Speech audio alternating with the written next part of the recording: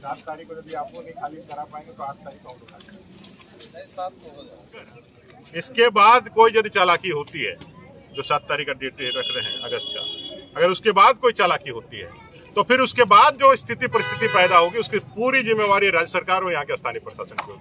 तो हम लोग जो डेट देंगे वो डेट में कार्रवाई नहीं होती है तो अगले डेट में जनता की कार्रवाई होगी। हम लोग पूरा चंदन क्यारी वहाँ जाने के लिए, चंदन क्यारी में चंदहा पंचायत है, गांव है, वहाँ शिव का मंदिर है। पहले डेमोग्राफी वहाँ कुछ दूसरा हुआ करता था, डेमोग्राफी दूसरा हो गया है, अभी मुस्लिम बहुलता ज्यादा हो गई है।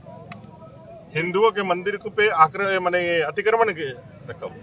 2018 साल से उस अतिक्रमण मुक्त कराने के लिए ग्रामीणों ने बकायदा कानून का सहारा लेकर के वाद चलाया सीओ के ऑफिस में। सीओ के ऑफिस के बाद फिर जो है कोर्ट में गया और कोर्ट में जाने के बाद वो हमको न्याय मिला और न्याय मिलने के बाद अतिक्रमण मुक्त कराने का आदेश आया जिला प्रशासन। जिला प्रशासन ने सहजता से ये कार्रवाई करना था, लेकिन ये सरकार जो है, ये सरकार में इस तरह से कोई काम करना ऐसे अफसरों को सूली पे चढ़ाने जैसा हो जाता है। जो सरकार के जो मेन एजेंडा है उससे बाहर जाके आप कैसे काम कर लेते हैं।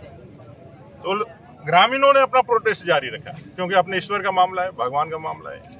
और सारे लोग आए, सीओ अंचल के ऑफिस को घेराव किया, हम भी आ गए, बुलाया हमको भी, तो हम भी आकर के यहाँ एसडीओ साहब के पास आए। तो एसडीओ साहब ने तुरंत ये बात है कि वो उस समय निकाल दिया, चिट्ठी निकाल दिया, अतिक्रमण मुक्त करने की चिट्ठी निकाल दी।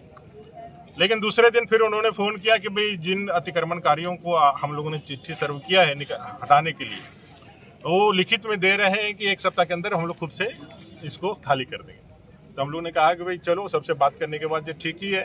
अगर यदि वो अपने मन से हटा देता है तो इतना फोर्स और इतना हुज्जत करने का क्या दरकार है, वो हटा दे।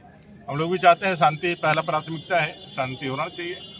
लेकिन वो 7 दिन पार होने के बाद यहाँ जिले के अंदर विश्वस्तरीय का मीटिंग था। आलमगीर आलम साहब जो माननीय मंत्री हैं, तो यहाँ के प्रभारी मंत्री हैं, तो वो आए और आने के बाद जैसा सूचना मिला कि उन्होंने मौखिक रूप से प्रशासन को कह दिया कि ये कार्रवाई नहीं करनी है। अब ये तो पराकाष्ठा है तुष्टिकरण की, ये पराकाष्ठा है कानून के वायलेशन की। एक मंत्री रह करके यदि इस तरह से आपको पूछना चाहिए कांग्रेस के लोगों से, आपको कांग्रेस के जिला अध्यक्ष, यहाँ के प्रदेश अध्यक्ष इसी जिले से हैं, उनको पूछना चाहिए कि भाई ये तुष्टिकरण कब तक चलेगा, हिंदू के ऊपर कब तक इस तरह से अत्याचार आप लोग करेंगे इस सरकार के अंदर, इस राज्य के अंदर। हम लोगों ने कानूनन जीत प्राप्त किया था और आप हमको न्याय नहीं दे रहे हैं। कई एक बार हम लोगों ने भी बात किया, बहुत बार टालने का प्रयास किया प्रशासन ने। लास्टली सारे ग्रामीण आज उग्र होकर के यहाँ पे एसडीओ के सामने बैठे। मैं भी रांची से चल करके आया हूँ इनके साथ। ग्रामीणों का सीधा डिमांड है कि भाई ये परिस्थिति जो खड़ा करने का जिम्मेवार आप ही लोग हैं।